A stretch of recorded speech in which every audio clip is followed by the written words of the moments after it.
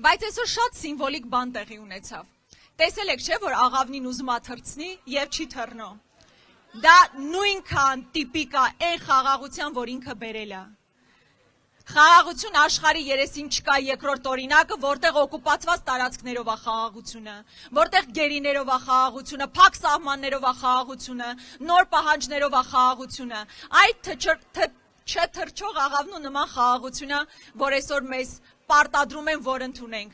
Իսկ մեր ասածը իրական խաղաղության մասին է եւ ոչ թե անդադար զիջումների մասին է։ Սիրելի հայրենակիցներ,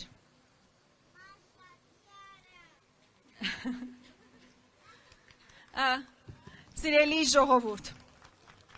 մենք որպես հայ մարդիկ շատ պատասխանատու ենք մոտենում մեր կյանքի յուրաքանչյուր փուլին, օրինակ, երբ որ մեր երեխաների համար պետքա ուսուցիչ ընտրենք, թե որ ուսուցչի մոտ ինքը պետքա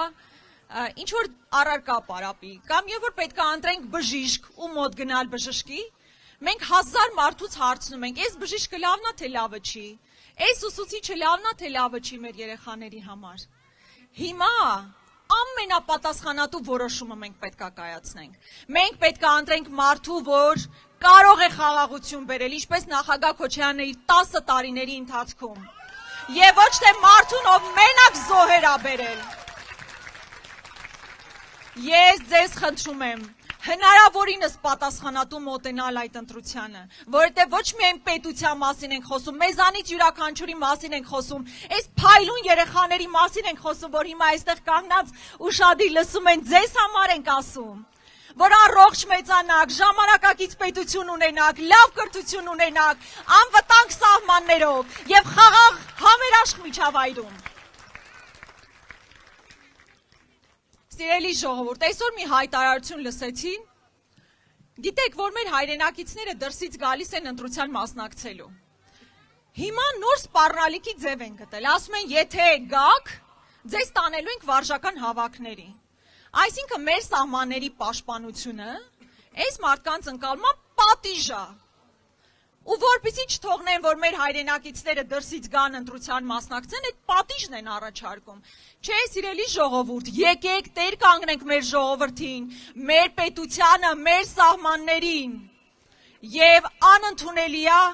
այդ տիպի խայտառակ մանիպուլյացիան եւ խայտառակ սպառնալիքները։ Տենց մեկը կար ազգային ժողովում։ Հենց մենք դուրս էին գալիս փողոցային պայքարի, ասում էին, այդ փողոցային պայքարի տղաներին ուղարկելու ենք առաջնագիծ։ Այդ տղաները առաջնագծում էին, երբ որ պատերազմ էր։ Չեն փախել, չեն խուսափել։ Որովհետեւ գիտենք գինը ինչն է, մեր պետությունն է գինու, իսկապես այս ընտրությունները ճակատագրական է լինելու Հայաստանի համար, ու ես գիտեմ դուք ինչ եք անելու, ու ես գիտեմ մենք միասին ինչ ենք անելու, մենք միասին ընտրելու ենք Հայաստանը, միասին ընտրելու ենք։ Սիրելի հայրենակիցներ, հավանաբար լսած կլինեք, որ սովորաբար ընդդիմադիր 3 ուժերին մեկը կոչվում է եռագլուխ, չէ՞։ Միակ եռագլուխ սուբյեկտը Ալիև, Էրդողան, Նիկոլ Փաշինյան այդ սուբյեկտն է։ Մենք այստեղ չենք կարող այնպես անել, որ Ալիևը Ադրբեջանում հեռանա, Էրդողանը Թուրքիայում հեռանա, բայց մենք կարող ենք քաղաքականապես գլխատել այդ եռագլուխից մեկին, Նիկոլ Փաշինյանին, ու մենք վստահ եմ միասին դա անելու ենք։